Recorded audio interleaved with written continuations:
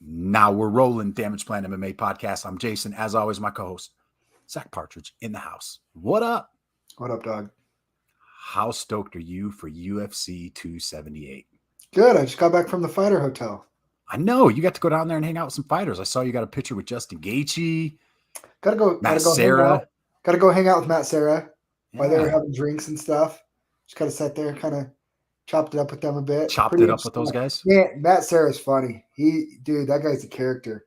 He would be a fun guy to hang out with, I think. I mean, I'm not gonna share too much, but one of the guys we were there with. He's telling everybody, dude, the underdog pick of the week is Jose Aldo. I'm telling you. And Sarah's sitting there in his corner. Right? Sarah's like, I'm here to corner Rob. Hey, MFA, I'm here to corner Rob. What are you doing? You sound just like him.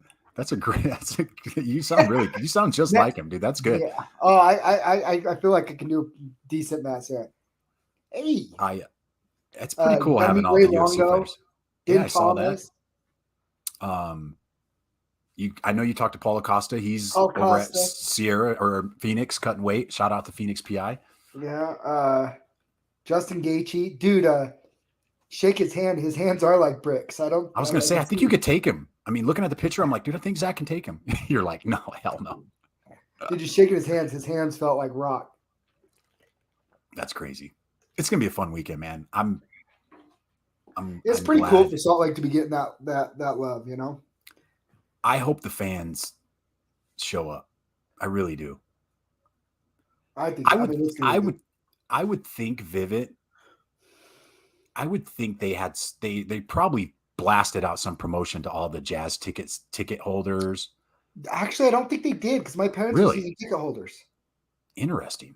But I would have thought they would have done something like that. Yeah, I mean, we'll see. We'll see. But it's saw Tyson Pedro, Harry Hunsaker at the hotel. Marcin Tabora.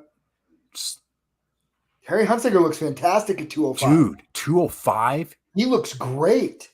Dude, he was almost 240. I want to say. I don't have it right in front of me. I'll pull it up when we get to it. But that's like a 40 pounds since you and I were talking about it. And I'm like, dude, I don't like his odds in this fight, but that's showing that he's at least dedicated to the process and he's putting in the work. That's impressive, man. Yeah. Man, it was really cool. Was hanging out with Miranda Maverick's manager a little bit down there.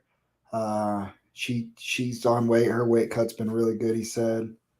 Yeah, it's going to be a good night of fights, I think. Why don't we have anybody joining us on the podcast, Zack? You gotta line it up, bro. Like, dude, we're doing a lot of business right now. We have some big, exciting things. Fierce is growing. We have a very important meeting tomorrow night. Can't talk too much about it yet. Had a really, really good meeting with another venue that Fierce might start traveling to other states. That'll be official. I mean, there's a brand new state-of-the-art arena that wants Fierce to bring MMA there in the region. So we'll be expanding our footprint there.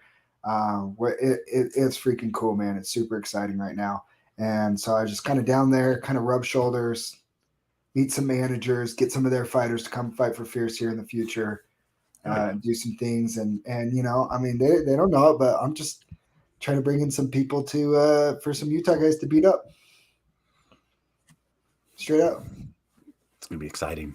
There's some big stuff coming. I have a matchup for you. I can't say it on air yet. Text me. It's gonna make your jaw drop. Damn it! Text me. You ready? Yeah. You ready? Text me. I gotta know this. Okay. I gotta know who this is. And the managers have agreed to this. Oh, and the managers have agreed? Yeah. What? It would be hard for this. Are the fighters gonna say, "Oh, sign me up, dude. Sign me all the way up, dude." Isn't that awesome fight? Oh, dude, sign me up. Do you know who wins? That's what's fun for me. I'm like, I don't think I know who wins. I might lean one way, but the first name or the second? The first. I would lean I'm leaning that to the way. Second. I'm leaning to the second guy, actually. Ooh, man, That's a fun fight. That's a fun freaking fight, man. The guy's like, yeah, he'll do that weight class. And I was like, really? Okay, I got a guy. Book it, baby. Book it. Dude, let's break down this card, man. I'm stoked. Okay. All right. First up of the night, starting at 4 p.m. Mountain Standard Time. We will be there in the stands all freaking night. We're going to start the night off in the flyweight division with Victor Altamirano against Daniel Da Silva. Altamirano is 10-2. He stands 5'8" with a 70.5-inch reach. Da Silva is 11-3. He stands 5'6" with a 70-inch reach. Who do you like? Why do you like him? I think this is gonna be a good fight. I'll take Da Silva or Altamirano. I think hasn't exactly lit the world on fire in the UFC. Won a split decision on Contender Series. Got signed, lost the split decision in his UFC debut, but he did go 3-0 in LFA, 4-0, 5, 6, 7, 8. 9. Dude, he's done his whole pro career in LFA except one fight that he lost. We like the LFA guys, good amateur experience. Yeah, I do like that. I was going to lean the other way a little bit because I'm not a big fan of the Contender Series guys, but that LFA experience, I'm sold on it. I do like that. And he's got some good wins in LFA too. Yep, for sure. All right, so we're both on Altamirano on this fight. Next up, it's the guy with one name. Yeah. I don't know, dude, the Mongolian Chinese. Murderer. Yeah, the Mongolian Murderer against Jay Perrin. He's hilarious on Twitter, by the way, Jay Perrin. The Mongolian Murderer, 23-9, stands 5'7" with a 69.5-inch reach. Perrin, the Joker, 10-5, stands 5'7" with a 69-inch reach. So pretty even across the board as far as height, reach, age. The Mongolian is a -190 favorite in this one. I'm taking the Mongolian Murderer in this one as well. The Mongolian Murderer. I'm going to have to agree with you on that one again, too. We agree again. We're going to disagree. I don't know. I think Jay Perrin, he's fun. He's exciting. He's tough. He'll be in your face. But, yeah. All right. We're in. Next up. Man, there's some hard names to pronounce. I had no chance to look these up to pronunciations this week. Amir Albazi, and this is the flyweight division. Amir Albazi against Francisco Figueiredo. Albazi, the Prince, 14-1, stands 5'5" with a 68-inch reach. Figueiredo, 13-4-1, stands 5'6" with a 69-inch reach. Albazi's a huge favorite at -360, plus 280 is the comeback for Figgy's brother. Yeah, it's a lot of who you've beat into. Yeah. And his win over Zumagulov was super impressive, obviously. Yep. So, and, triangle chokes Malcolm Gordon. I don't see how Amir doesn't get this done. Really, the question is if he can get it done inside the distance or not. Yep. So we agree again. Little brother's in for a rough night. Yeah. Next up, in town watching his little brother. Sure he is. Interesting. He probably is. Next up in the welterweight division, we got AJ Fletcher versus Angie Losa. I think it's Losa. Fletcher is 9-1. He stands 5'10" with a 67-inch reach. The Last Ninja, 8-3. He stands 5'10" with a 74-inch reach. Fletcher, slight favorite at -155. The comeback plus 130 on The Last Ninja. Oh, I'm taking AJ Fletcher. Saw Tim Kruger at the Fighter Hotel. Oh, did you? Legend, Dustin Poirier's old coach, and AJ Fletcher's coach. You and I were both super impressed. And he was super close. And he gave Matt Smellersberger all he could handle in that fight. AJ Fletcher is like Dustin Poirier's little protege, right? Yeah. And he's got that dog in him. He's really good. He's very well-rounded. Matt Smellersberger for your for your UFC debut is a freaking tall order, and I felt like he did everything right in that fight except get the win. Yep. We were both. He answered. I mean, he's tough enough. He's good. He's got the skill. He's well-rounded everywhere. He dealt with an elite athlete better than most. Yeah. I think that's a fight. If he had 5-6 more fights under his belt and had the experience, he wins that fight. I think he's technically a better fighter, just a little inexperienced to overcome the athleticism. But I like AJ Fletcher a lot. I'm really high on the kid. Luce seems like when he's had a step up in the competition, LFA lost, Loses. Contender Series lost, UFC lost his debut. He fought in, I'm not making this up. What? He fought in the United Caucasian Fight Championship. What? I'm not making that up. Sounds racist. It's in Russia. You can say that in Russia. You can say that there. You can say okay. that. Have you seen the white guy on TikTok that's from Jamaica, and he's got this thick accent, and everybody's thinking he's fake, and it's hilarious. Yeah, didn't I send you one of his TikToks where he's trying to? You might have sent it to me. Yeah, you might have sent it to me, and somebody was commenting there. Have you seen the one where he tries to guess where the countries are from? No. Oh my gosh. I gotta watch. I gotta go look it up, dude. He's like, what was it? He said it was like Ecuador, and he said, gosh, what did he call it? Ecuadorian or something? Or oh gosh, what was it? Sorry, this is killing me now. Oh man, I sent it to like 5 people. Oh, here we go. He's funny. Anyways, so he goes the nationalities in English. And then they go Portugal. And he calls them Portugalian. That's what it was. He's like, what are they? Portuguese. He goes, Portugalian. Yeah. Okay. And he goes all these nationalities and says it wrong. It's the funniest thing ever. That's awesome. Sorry. Tangent. No, that's sorry. Tangent. Sorry to my wife, who I said we'd go limit on the tangents. Nice. Hillary, sorry. Next up in the flyweight division, women's flyweight division, we got Miranda Fear the Maverick versus Shanna Young, the Shanimal. The Maverick is 10-4. She stands 5'3" with a 65.5-inch reach. The Shanimal 8-4. She stands 5'7" with a 65-inch reach. So Miranda Maverick. One, I just hung out with her manager. How am I going to pick against her? You can't pick like what, minus 420? Yeah, minus 420. So she's one of those girls that she was on a really good run. She lost to Brogan Walker and Deanna Bennett earlier in Invicta. Lost a really close split decision to Macy Barber that some people thought she won. That was a close fight. Including us, I think. Yep. I think we thought that she won that fight. Then she kind of got dominated by Erin Blanchfield. Which. Okay, that's fine. Yeah, okay. But then she came out and looked fantastic against Sapina Mazo. And then I think they gave her Shana Young because I think they gave her a matchup. They're kind of trying to rebuild her back up a little. Yeah. And I think she not just dominates. I think this fight ends in the first or second round. Ooh. Shout it out. Sorry, Shana Young. Sure, you're nice. Next up, but I hang out with your manager. Yeah. Dude, we're picking all the same again. We'll have some disagreements here in a bit.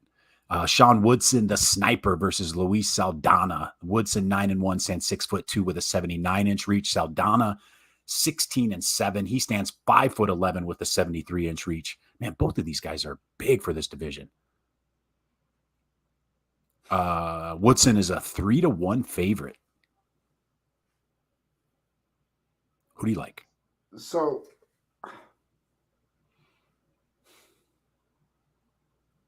I kind of like Saldana. Really? You think Saldana's going to get it done, huh? So I think that Sean Woodson is one of those guys because he's such a unique body type that people are enamored with him, and he gets a little bit too much credit for his body type. He does. He's good. He's got to good, but he's got to win against Terrence McKinney. How great does that win look? Yusuf Zalal. Okay. 8-2 Colin Anglin. But remember when our boy Juicy J was like a plus 400 underdog? And we cashed it. Time out. Why did we pick him? Because he's experienced. Was he experienced?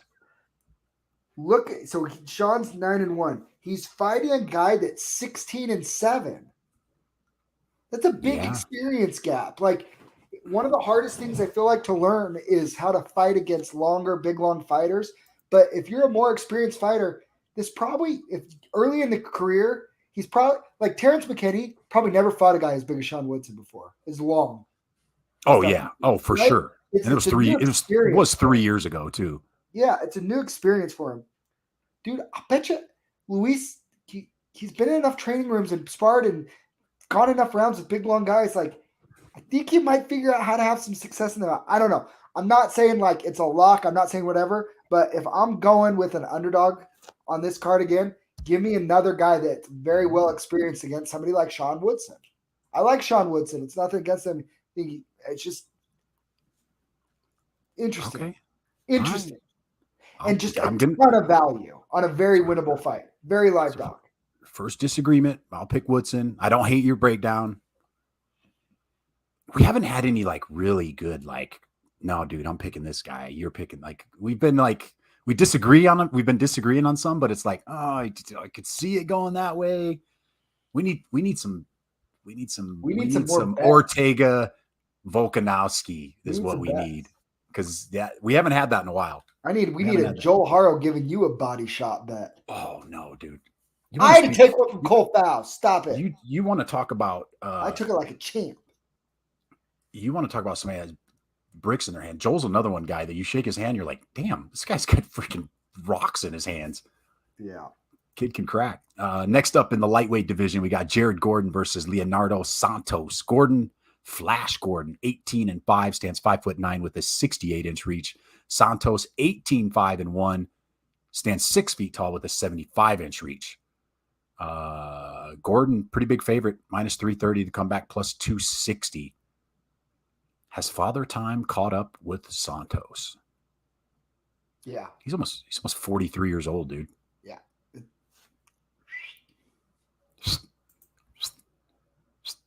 Jared Gordon. Did you see the freaking meme that Mike Hadlock posted with Hasbulla?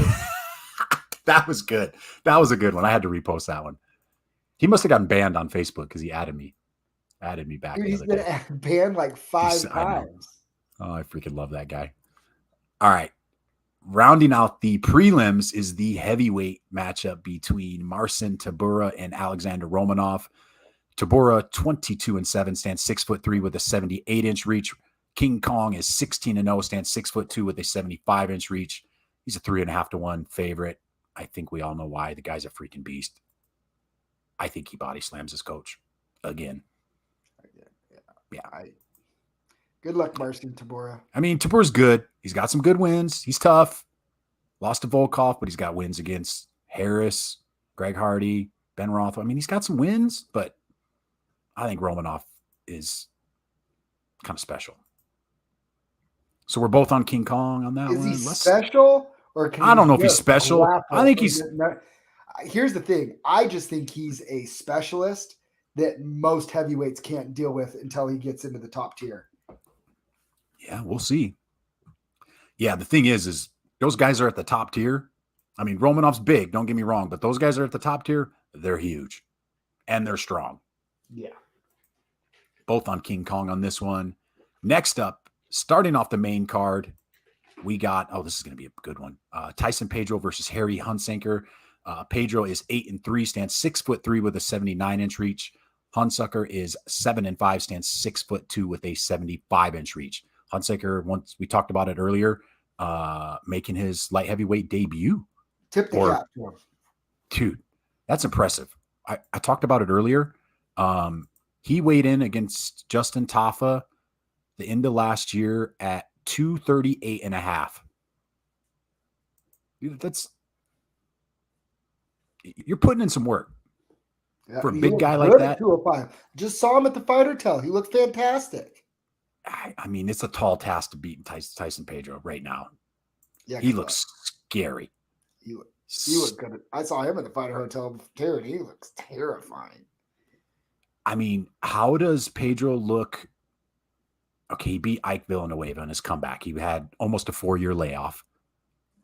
Could Hunsaker cause him some problems, or no, not yet? I don't think so either. No offense, I really like him, and I think I was trying to reach to, but I'm not. All right, next up. Hunsaker, I think he needs to get the fight to the ground. If it's on the feet, he's in big trouble. Next up in the bantamweight division, we got Lucy Podolova against Yanan Mulan Wu. I like that, Mulan Wu. Lucy is 13-7. She stands 5'8" with a 67.5-inch reach. Mulan Wu is 13-5. She stands 5'8" with a 66-inch reach. The Lucy she's a -155 favorite, making her UFC debut. Not UFC debut. Second. She's not second. UFC. Oh, she's in her second. Oh, okay.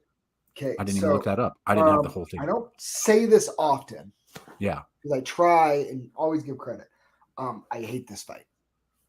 Why is it on the main card?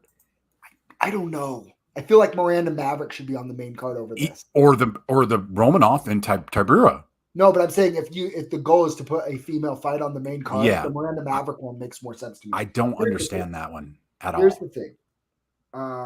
She lost 4 straight fights, got cut by the UFC, since went 5-1, been re-signed.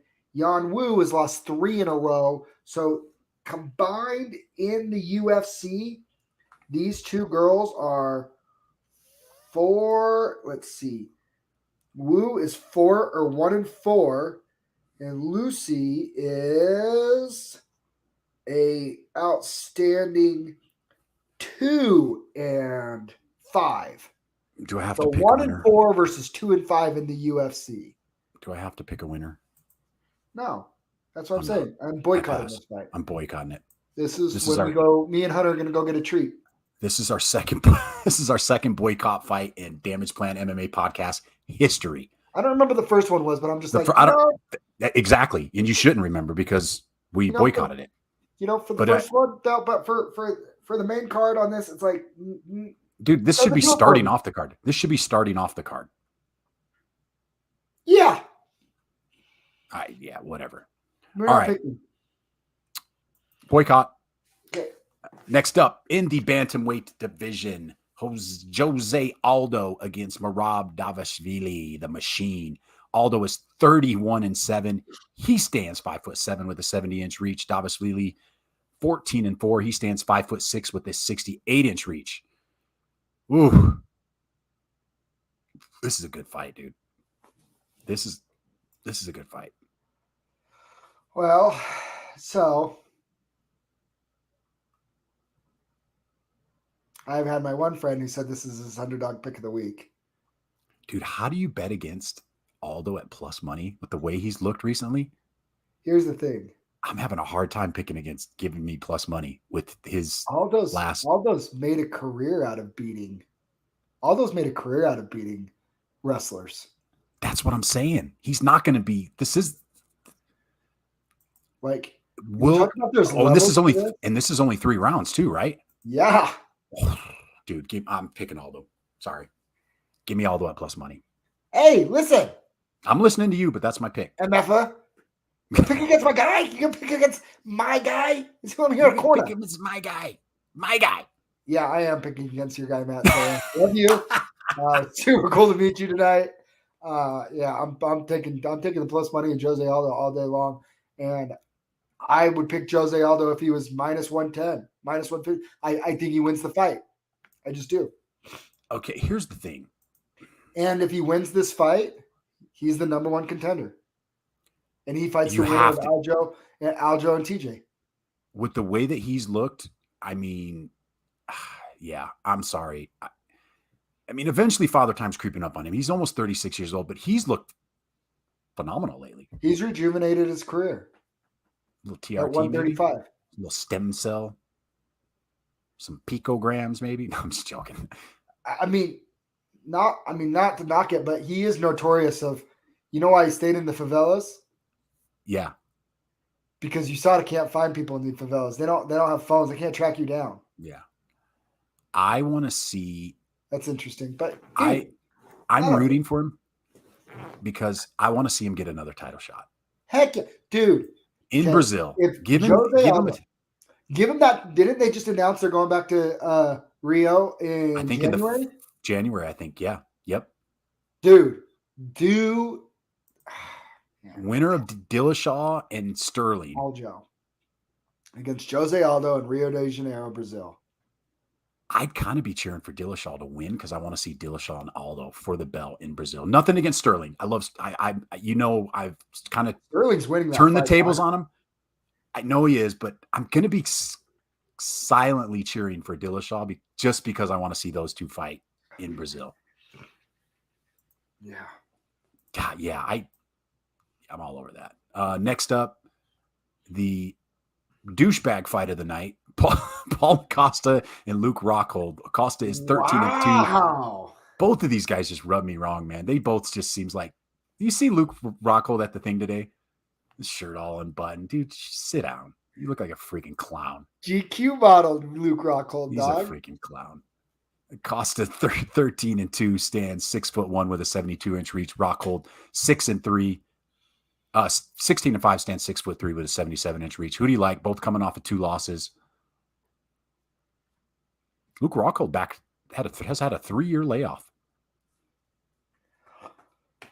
So here's the question: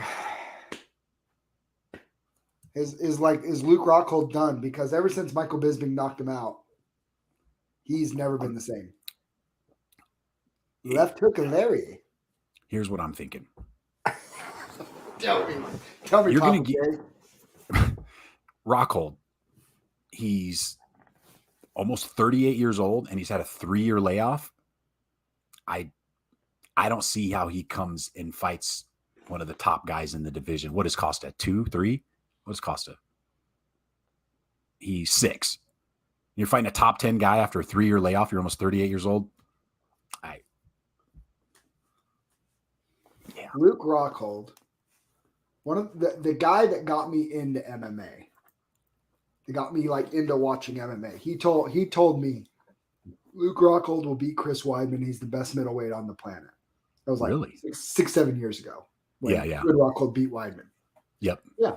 He told me on the Aldo McGregor card. Yeah. Right. Yep. And he told me, I was like, man, you're right. And dude, Luke Rockhold's a monster, right? But dude, I mean, think of the training room wars he was in at AKA with DC, Cain Velasquez, Khabib. He's one of those guys like we need to quit I think at some point we need to quit like bashing guys, be like, oh, he has a glass chin or whatever. Yeah. The dude was the strike force in UFC middleweight champ. He's one of the best middleweights to ever do it. That probably doesn't get enough credit for it. Because his reign wasn't that long in the UFC. But dude, he was a monster in his prime. We just kind of caught him at the tail end of his prime. Yep. And if Paulo Costa bites down on his mouthpiece and walks forward, I don't see how Luke Rockhold doesn't get clipped again. I just don't. Yeah. I mean, and when he gets knocked out, he got knocked out vicious, right? Bisping, it wasn't just slept him. It was knocked him down and then pounded him while he was out a couple times. Yoel Romero just.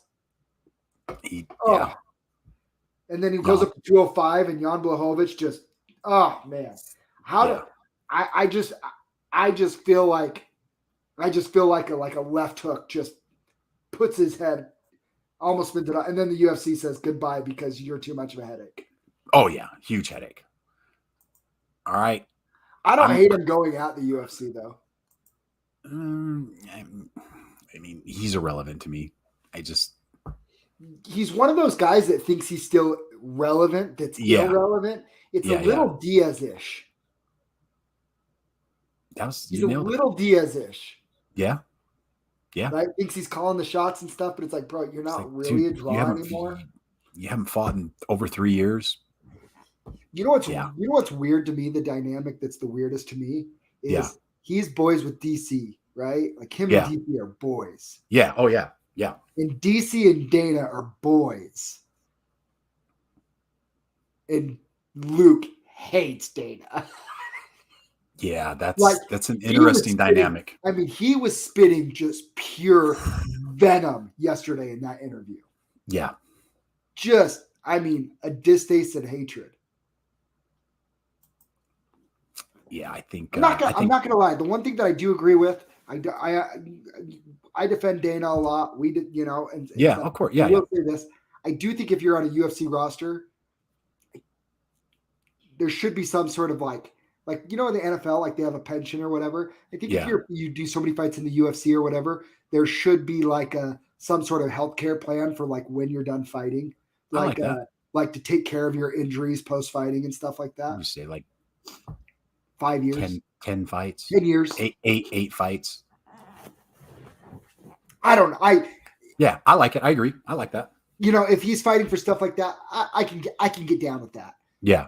Fighter pay, like the bonuses and stuff. When he's complaining about the bonuses that haven't gone up, the UFC could just do away with bonuses. Would you like that? All these guys complaining, don't sign the contract. Go to PFL. Go to Bellator.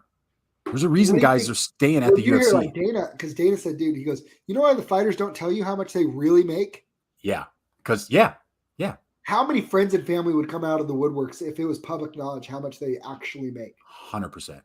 Yep. I think there is something to that too, right?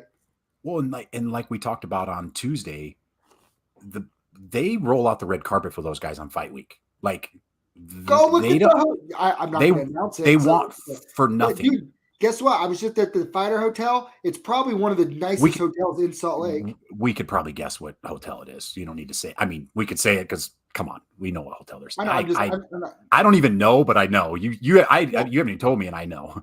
Yeah, it's nothing special, but still, it's a nice hotel. They're not putting up at like a I don't know, Motel 6 or anything. Like Burgo said, dude, they food, physical therapist, girl to braid his hair, like girl or guy, whatever. I don't know what it was, but it's all laid out for him. Hook it up. All right, main event. I'm so excited about this one. I sat up last night. We didn't even pick. Who do you think? Oh, we picked. We're both on Costa. Yeah, I'm on Costa. I saw him at the Fighter Hotel too. He said he's taking bets, and people say, "Are you going to make weight?" I'm taking bets. I'm making weight. That's right. His last one, he didn't. Yeah, by a lot. I'm excited about this next fight, man. I sat up last night, and I have a pretty good idea of how I think this fight's going to play out. Tell me. Okay. Kamaru Usman, Leon Edwards, 2. We all know it. Usman, pound per pound, greatest fighter right now. My pound per pound number 1, 20-1, 6 foot tall, 76-inch reach against Leon Edwards, 19-3, stands 6 foot tall with a 74-inch reach. I've said it on here before that I think this fight's going to be a lot closer than a lot of people think. I think a lot of people are kind of writing off Leon Edwards, and I think he will be competitive for the first 2 rounds. But I think Usman makes this ugly. I think he kind of makes this kind of like almost like the Masvidal fight. I think he's going to, what's that? The first Masvidal fight where he's pushing him up against the cage. He's making it ugly, not letting him use that, not letting him get into striking range. I just have a feeling that Usman's physicality. And did you watch his interview, the media day interviews? Mm-hmm. I got to watch, Blake sent me the Park City TV of the ones he did. I'm going to post it in the group. But you know how when you hear certain guys talk and you're like, dude, that guy's he's confident. And then there's guys that are cocky. Usman he's confident. Like, he's like, hey man, you could put us in the empty arena and it's just him and I, and he will tell you who's going to win. Like, confident, like no, not blinking, just straight face, man. I wanted to pick Edwards as an upset on this one. I really did, but I'm not picking against Usman.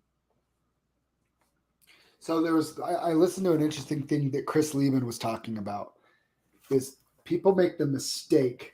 And he said this earlier this week, and then Usman said something in his interview that made me think of this. Yeah. People too often make the mistake of discrediting their opponent. Right? 100%. Yep. They come out and they say, "Oh, this guy, easy fight. I'm going to stop him in the first round. I'm going to sub him inside 2 rounds. I'm going to do this. I'm going to do that." So what happens when they take you to a decision? Your stock goes down, even if you win the fight, right? Because he was an easy fight, and you said all this and this about him or whatever. He said, no. Chris Lieben said, "I am fighting. This is good. He's He's my toughest opponent Yep. because of this, this, and this. And I'm going to get the best version of him because he knows he's going to have to be at his best to beat me. So that means that I have to be, I know he's going to be at his best because I know he wants to beat me. So I got to be at my best, you know? Yeah. And he's sitting there, he's breaking down the psychology of that.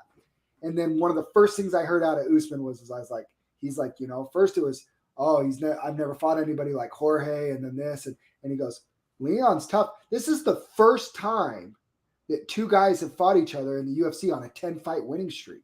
Yep. You know, and he's and Usman's giving him all the props, right? He's done it. He's beaten everything. He's on the win streak. He doesn't have off nights. He's earned this spot to be here. Yeah. But at the end of the day, you have to beat me. Yep. And you're not going to beat me. Usman, it doesn't care who's number 2 as long as he's number 1. And he will give. That's why he's smart. He gives Colby credit. Oh yeah. No, as a fighter, he gives him all the credit in the world. I think that's what keeps him his mental edge sharp. Here's the thing. If Usman is overlooking Leon is absolutely good enough to beat him. Oh yeah, 100%. But if Usman brings his A game and Leon brings his A game, Usman's not losing, dog. There's only one other guy in the UFC that I would put up there as far as that mental, that just, they're just hard, man. Usman and Volk. Like those two guys to me, like they're champions. Like you look up champion in the dictionary, it's Usman. They're 1A and 1B to me. And Usman's grown on me. I love the way he carries himself. I love the confidence. We used to not like Usman. I know, but when we were first doing this podcast, we were like, I know we were out on Usman. We were out. I appreciate what he's done. I think as I took a step back and started to look what he's done, how he's improved, like we talk about it, like the guys that when they get to that championship level that can still improve, those are the guys that elevate to that. Well, so to me, he's been the first one. Yeah. Yeah. You're right. He set the standard for a Volk, for a Charles Oliveira, for all those guys of just because you reach the mountaintop doesn't mean you stop evolving. It used to be you get to the mountaintop and you stay at the top, and then everybody catches you and then passes you. Yep. And he's like, we're here. Yeah, we're going to keep going. Yep. And for him to go as a champion to go, I need to get better. I need to go work with Trevor Whitman. Like that's like as far as I know, we've never seen somebody switch camps like that as a champion to improve their game like that. It's usually they go Amanda Nunes, which she made the right move, but they lose, and then they're searching for answers again. He was still looking for answers as the champion. And then here's the thing that I love what Usman said too. What he told Leon, he said, "We're gonna wrestle." Yeah. Oh yeah. Like I'm not gonna sit there and play your game and try and prove a point that I'm a better striker than you. Like we're gonna do what I know I'm better at. And Leon said, ever since that fight, I've been wrestling and I've been in the wrestling room and growing. Yep. That's great, Leon. That's what's probably gotten you to this point. You're never going to catch up to Usman on the mat. Yeah. He's like, you're 5 years to my 20. Yeah. Guess what? I've done nothing but, I've improved my wrestling leaps and bounds. Yeah. Leaps and bounds over the last year training with Cole Faust, working on my wrestling. It's a true story. Last week, I got a little cocky. I went in, okay, we were doing MMA rounds, and I had it fixed in my head is I'm going to set up the perfect shot, and I'm going to take Cole down. Yeah. And guess what? I went, lined it up, right as he threw a punch, changed levels, got around his legs under his butt, sucked it in, lifted him off the air, went for the takedown. Guess what? Not sure how, but I didn't get the takedown. Like, I'm never going to, As great as a coach as Cole is, and as much as he can do for me, I'm not going to catch him. Yeah. Because he's still working at it too. Leon, and I view it the same thing. Leon's can do all the right things. Yeah. He's not going to catch him. Just like Jorge Masvidal can have Bo Nickel as his wrestling coach for 3 to 4 years. And when it came time to fight, Colby just wrestled him to death. Ragdolled him. And like, you just can't catch up because you work really hard at it a couple of years. Because those wrestlers in that wrestling pedigree, yeah, they did that. They've been doing that 3-4 times as long as you. Since they were kids. It's the trump card. And at first I was like, and so here's my question. Yeah. What is Leon's path to victory? I was just getting ready to ask you the same thing. His path to victory. It's a decision. It's a decision. It's if Usman decides to, if he decides to do this, which we both agree that we don't think he is, if he decides to fight Edwards like he did Colby Covington, Edwards will beat him. Edwards will pick him apart. I don't think he's going to do that, but if for some chance Usman's like, hey, I've been working on my striking. I sent Masvidal to the moon. I'm going to try to strike with you. But one, we already know he said he's not going to do that. He's not foolish enough to do that. And then two, okay, the reason why he doesn't wrestle with Colby is because Colby can kind of blank his exactly. That's what I mean. Yeah, yeah. Leon doesn't pose that threat. He can do the exact same thing to Leon that he did to Jorge. Yep. It might not be the sexiest looking fight in the world, but guess what? As the champion, it's your job to win fights. Edwards is pretty good up against the cage. Edwards is good everywhere. That's what's so interesting about Leon Edwards. He doesn't really have holes in his game. The problem is Usman is elite at that. Wrestling. I mean, he's elite. I don't see, there's a lot of guys I like coming up in the ranks. I don't see anybody right now in the top 15 beating Usman. You don't see Rachmanov giving Usman any problems? Nope. Oh, see, I think you're crazy. I think those guys might be able to give him problems. I think as time goes by, right now, no. If you tell me within the next year, like I said, I think Leon's path to victory is a decision. I actually think Usman can win by submission, by knockout, by decision. Here's what me too. Here's what I think is going to happen with Usman. I think he's going to, I wouldn't say pull a Khabib because he's starting to get a little older too. I think he takes maybe one more fight, maybe two more fights, and I think he's done. If Chimaev beats Diaz, which we think he is, Dana already said Usman's he's gonna beat Chimaev. He's gonna beat Chimaev. I'm convinced that Nate Diaz doesn't beat Chimaev. I'm not convinced that that's a 100% lock. Usman ties Silva, right, for most consecutive wins. Yes. I think he's going to take one more fight, and he's already talked about going into acting. He's already done a few, I think. I don't know what he's done, but I know he's done some acting. I don't think we see maybe two more fights, but there's nobody looking in this like, I mean, the Chimaev fight, I think would be a big fight. I think, pay-per-view wise, I think you could sell some tickets. People are going to be entertained, but he beats Chimaev. Chimaev doesn't have the experience. He's going to be outclassed in that fight. And then you start looking at the top 10. There's really nobody in the top 10 that's going to creep up. So let me give you the guy. Okay. Let me give you the guy that I think potentially could be Usman because I think he is Usman and might be a better version of him. Sean Brady. See, I think Usman beats Brady. I think Rachmanov has a better chance than Brady. I think Brady is the same guy as Usman. But here's the thing. Do you see Usman fighting more than one or two more times after this? Well, so it depends. He's 35 years old. He's talked about boxing. He's talked about boxing Canelo. That's not happening. Yeah. He's not boxing. He's not boxing. But let's just say he gets an impressive win against Leon Edwards, and then he takes a big fight with Chimaev, who's the hype train, right? Time out. Beats him. What? But so he's talking about lapping everybody 2 times. Chimaev, Rachmanov, Sean Brady. Like, he does have a fresh wave of 170ers. Does he really like? Because dude, if he goes and he takes out the next wave of 170ers, he's the GOAT.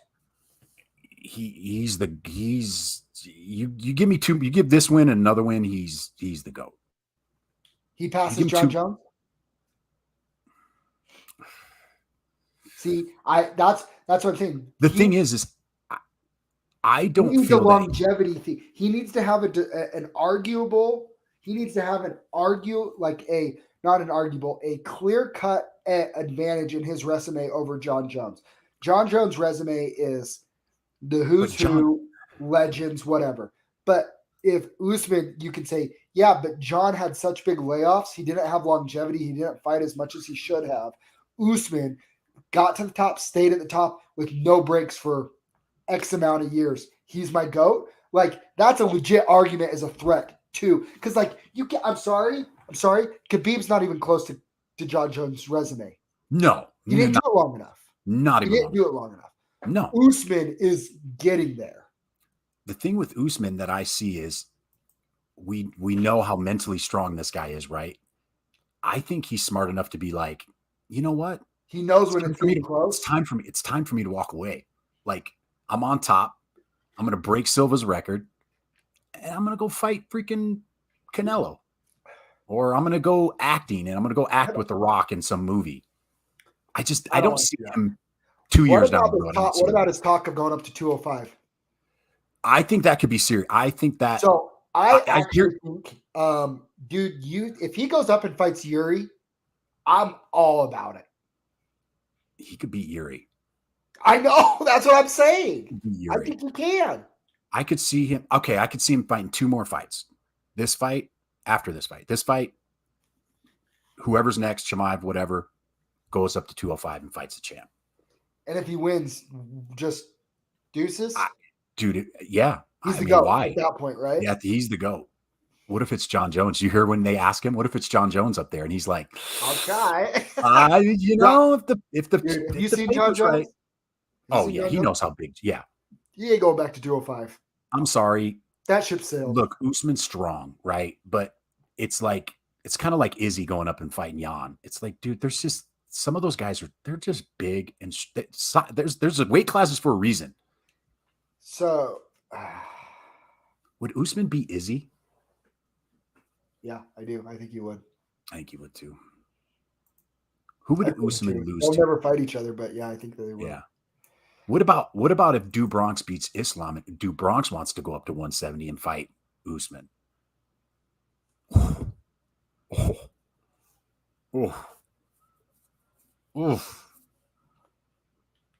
Usman's probably too strong for him. Yeah, big.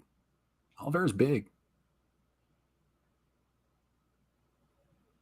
I don't know. Sign me up. Sign me up for that more than the 205 fight.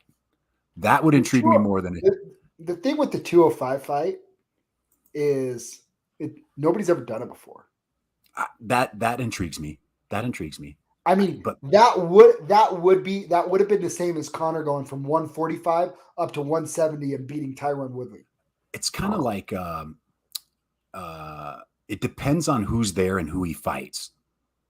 Because if he's being selective with it, he's like, I could beat that Yuri guy. It's kind of like when Roy Jones went up to heavyweight and won the boxing heavyweight title. It's like, come on. Like, I mean. Well, yeah, let's put it this way. Like, Usman doesn't beat Rakic. No, I don't think Usman beats Rakic. I don't think he beats Jan. I don't think he beats Jan. Okay. Either. Yeah, right? Okay. Yeah. But like Yuri, I could see him beating Yuri. Like I could see him stylistically, it has to be the right fight. Yeah. And that's why I think you can see him saying, or like if Glover somehow beats Yuri and Usman's like, yeah, I want to fight Glover. He'll jump all over that. Yeah. He'll jump all over it, right? Yep. It's right for the picking. Yeah, it's interesting. It's really interesting. Usman's still number one after this weekend. I'm pretty confident. Who's your picks of the night? I think Leon can make it closer than people think. Like, you know how they always like flash like those giant bets? Oh, somebody just put 800,000 on this fight. Yeah. If somebody puts a gajillion dollars on Usman, I think after the first 2 rounds, they're going to be like, oh, geez, he better kick it into another gear. You know, it might be like 1-1 after 2. And how does Edwards handle those championship rounds? Usman's had, dude, he's been in. You see what he did against Colby. So like, this was my biggest pump the brakes moment, right? Yeah. If Nate Diaz can clip Edwards and wobble him in the 5th, what is Usman going to do to him in the 4th and 5th round? Edwards is going to be sleeping on the moon with Masvidal. They are going to be counting sheep together if that happens. I don't know. We don't know how Usman's going to react. Not Usman, Edwards. When you get into those championship rounds, how's Edwards' mindset? Because we know Usman's not breaking. He ain't breaking. I don't think Edwards breaks. The one thing that I could see breaking Edwards is if Usman. If I was Usman, you know what? If I was Usman, I would come out and wrestle him to death in the first 2 rounds and just be like, just take it just all like out. Big Brother him, you know, just like, hey, I'm varsity, you're JV. You think you're on my level? Watch this, and just wrestle him to death for 2 rounds, and then be like, okay, now he can stand and beg. Now that your arms are drained and tired from fighting these takedowns and getting up over and over, and that would be like, if you're Leon, I think he's a champ. I don't think he'll quit or whatever. But on the inside, that'll be pretty disheartening. And I think Usman knows that. Oh, it's gonna be great. My picks in the night, I would have to say Jose Aldo. I'm really big on that. Obviously, Kamaru Usman, Paulo Costa, Romanov. He wins for sure. Pedro. Tyson Pedro gets a W, obviously, minus 420 or whatever he is. But yeah, I think it'll be a good night of fights. It'll be really fun. I think we'll see a lot of finishes, actually. I don't think very many fights are designed to go to decision, which I think that'll just bring a really good energy to Vivint. I'm so stoked, man. I'm glad I decided to. I wasn't going to go. I almost went to Joe Rogan. Almost. I've seen Joe Rogan before. I've been in the UFC before, but not in my home state. Who was it? Were you? Somebody was telling me that they heard his new skit, Joe Rogan, and it's not very good. I don't believe him. I don't believe it either. You ready for this? Yeah. I think Joe Rogan, you ascend to a certain level, and it becomes the popular thing to hate on you. Dude, he's so like level-headed with it all, though. He just doesn't care. He's just like, dude, I don't read my tweets. I don't care. Like, he's just an average guy. That's what I like about him. Well, you know why? Yeah. Because he has FU money. Dude, he moved to Texas to open up comedy clubs to help freaking comics. Like, he's a stud. Get out of cancel culture of California. Yes. Yeah, I know. And now Austin, Texas is like the jiu-jitsu capital of the freaking world. Well, yeah. And Joe Rogan, that's the thing. Everything Joe Rogan's ascended to the area that anything he touches turns to gold because it's Joe Rogan, right? Yeah. And some people hate on him for it, but heaven forbid we have a predominant voice in the world or in this country that's just level-headed and thinks things through clearly and is open to his ideology being challenged and having conversations about it without feeling threatened or getting angry or having to attack people personally.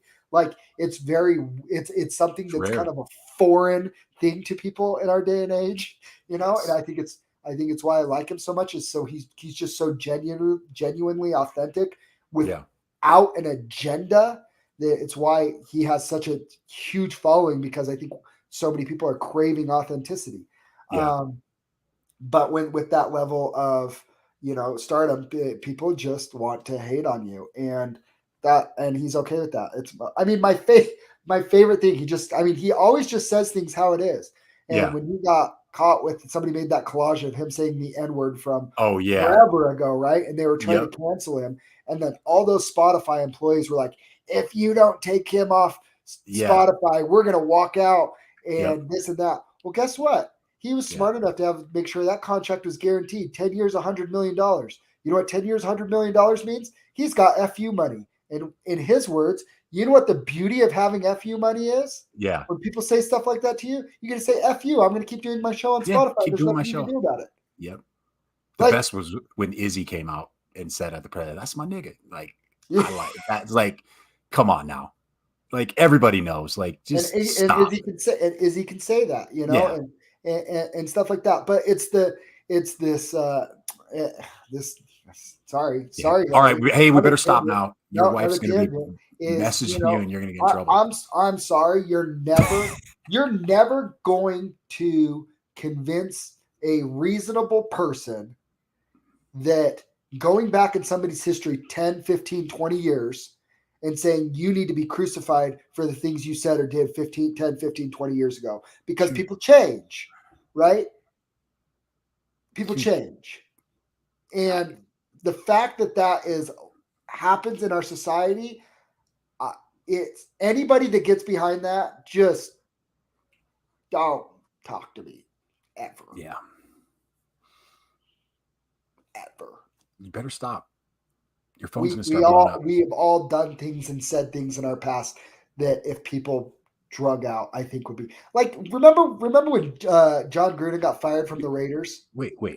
Do you want to sleep on the couch tonight? Because No, I think we're heading down Houston. Yes, I do. Yeah. Yes. You know, that was and all that. And then the NFL was like, well, this cannot be tolerated. We need to get him out of the league. And it's like, you know what? All those guys, let's go through your emails. Let's see what you guys said. Exactly. I'm not saying what John Gruden did was okay or said was okay or whatever, but all those people, like, it's like, that's kind of a slippery slope. Yeah. You start doing a one person, do it to everybody. That's why I like Joe Rogan though. He's just authentic. And you know what? I've come around. Brendan Schaub, not the greatest comic. Not the greatest comic. I've watched some of his stuff lately. Not my but you know what? I still like him because guess what? He's just him and he doesn't care.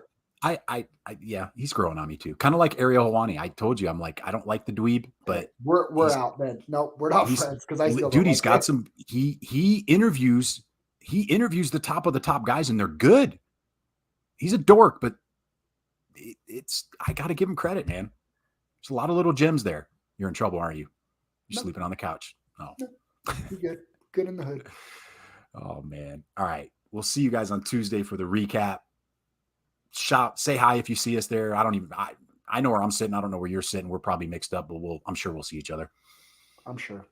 Thanks for tuning in. We'll see you guys. See you at the fights. UFC 278, baby. We out.